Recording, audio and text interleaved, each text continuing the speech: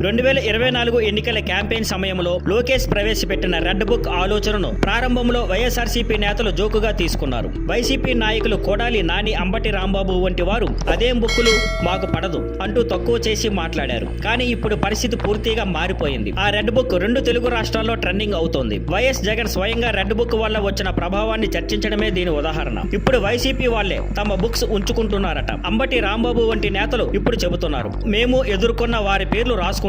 అంటే red book కు ఎదురుగా తమ దృష్టిలో బ్లాక్ లిస్ట్ తయారు చేస్తున్నట్టు అంటున్నారు. ఇప్పుడు తెలంగాణ రాజకీయాల్లోకి కూడా ఎఫెక్ట్. తాజాగా బీఆర్ఎస్ నేత కల్వకుంట్ల కవిత ఓ సంచలన వ్యాఖ్య చేశారు. ఇప్పటి కాంగ్రెస్ ప్రభుత్వం మా నాయకులను టార్గెట్ చేస్తోంది. వాళ్ళ పేర్లన్నీ నేను పింక్ బుక్ లో రాసుకుంటున్నా. మేము తిరిగి అధికారంలోకి వచ్చాక వారిని మర్చిపోం. ఇది లోకేష్ రెడ్ బుక్ కి స్పష్టమైన రిప్లికేషన్. తెలంగాణలో పింక్ పార్టీ, పింక్ బుక్ అన్నది ఇప్పుడే ప్రచారంలోకి వచ్చింది. ఒకే ఆలోచన, 2 రాష్ట్రాల్లో ప్రభావం. లోకేష్ రెడ్ బుక్ మొదట టీడీపీ కార్యకర్తలకు నమ్మకాన్ని ఇచ్చేందుకు తీసుకువచ్చిన కాన్సెప్ట్ ఇప్పుడు 2 రాష్ట్రాల్లో ప్రతిపక్ష పార్టీలను కూడా అదే బాటలో నడిపిస్తోంది. ఇంతవరకు ఒక పార్టీ క్యాంపెయిన్ అంతటి ప్రభావాన్ని చూపించి ఇతర పార్టీలు కూడా అదే తరహాలో తమ బుక్కులు తయారు చేసుకునేలా చేసిన సందర్భం చాలా అరుదు. Thank you for watching. Please like, share and subscribe.